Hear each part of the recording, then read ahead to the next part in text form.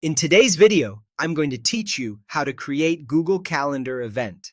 By the end, you'll know exactly how to open Google Calendar, add the key details that matter, and save your event so it shows up clearly on your schedule.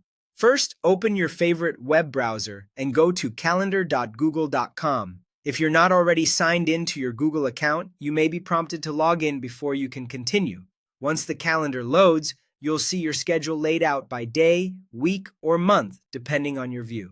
There are two quick ways to start a new event. The first is to click the Create button with the plus symbol near the top left. That's a reliable option if you like starting from a clean form. The second is to click directly on any empty time slot in your calendar. This is especially handy when you already know exactly when the event should start. Either way, a small event window will open so you can enter your details. Begin with the event title. Choose a clear, specific name so you'll recognize it at a glance on your calendar, like Team Check-In, Doctor Appointment, or Project Review. This title is what you and any guests will see first. Next, set the date and time. If you clicked a time slot, Google Calendar will pre-fill those fields and you can adjust them as needed. Make sure the start and end times reflect the duration you want. If your schedule changes later, you can always come back and update it so there's no pressure to get it perfect on the first try.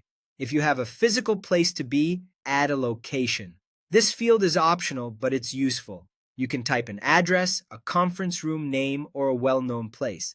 Adding a location helps you and any guests find directions quickly. If you want to include others, add guests by entering their email addresses. This step is optional, but it's great for coordinating plans.